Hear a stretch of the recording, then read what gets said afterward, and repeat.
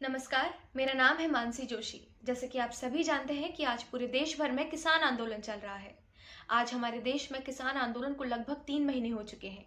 आज अपना हक पाने के लिए, सिर्फ और सिर्फ अपने हक की लड़ाई के लिए किसान सड़कों पर उतरने पर मजबूर हो गया है। लेकिन केंद्र सरकार तक उसकी आवाज नहीं पहुंच पा रही। आज भी केंद्र सरकार ने चुप्पी साधी हुई है। जी नहीं, मैं आपसे उन 3 किसान बिलों के बारे में बात बिल्कुल नहीं करूँगी, वो आप मुझसे बेहतर समझते होंगे, मुझसे बेहतर जानते होंगे। तमाम समाचार पत्र, तमाम न्यूज़ चैनलों द्वारा आपने सुन ही लिया होगा, समझ ही लिया होगा कि आखिरकार ये 3 किसान बिल हैं क्या।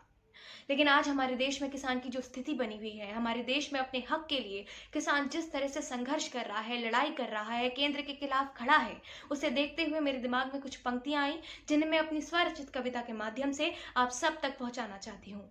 अगर आपको पसंद आए तो इसे आगे जरूर बढ़ाइएगा।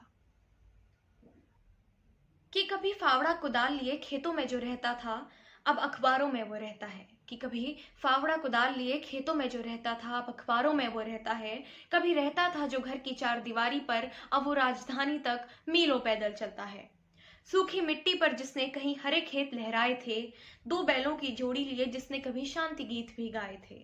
आज वही किसान क्यों अपने ही हक के लिए इतना लड़ता है। कभी रहता था जो घर की चार दीवारी पर, अब वो राजधानी तक मीलों पैदल चलता है।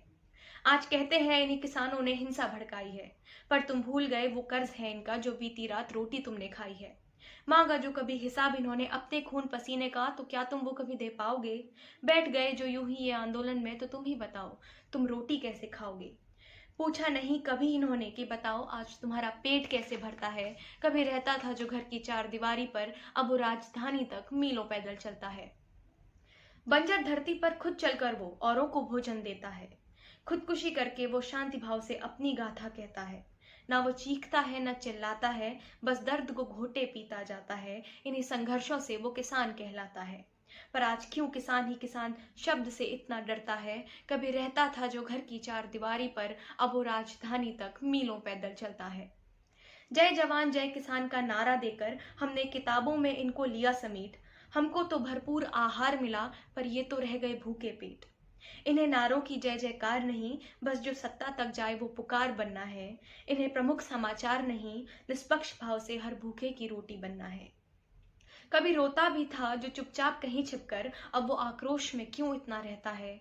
कभी रहता था जो घर की चार दीवारी पर, अब वो राजधानी तक मीलों पैदल चलता है। शांति आंदोलन है सिद्धांत इनका, फिर भी षड्यंत्र का हिस्सा ये बन गए। शांति आंदोलन है सिद्धांत इनका, फिर भी षड्यंत्र का हिस्सा ये बन गए। जब न रोक पाई सरकार इनके हौसलों को, तो कहीं आतंकवादी, कहीं खालिस्तानी, तो कहीं देशद्रोही और ना जाने क्या क्या ये बन गए। शीत के मौसम में भी ठंडा पानी भी इनकी ताकत को ना रोक पाएगा। आज तो जो किसान कहलाता है, यकीन मानिए वो कल दृढ़ता का संकल्प भी कहलाएगा। टूटते हैं हौसले लाखों हिंदुस्तानियों के, जब एक किसान रोटी के लिए मरता है। टूटते हैं हौसले लाखों हिंदुस्तानियों के, जब एक किसान रोजी रोटी के लिए मरता है। आज पूछती हूँ मैं आप सब से कि कभी रहता था जो घर की चार दीवारी पर, आज वो राजधानी तक क्यों मीलों पैदल चलता है, क्यों मीलों पैदल चलता है।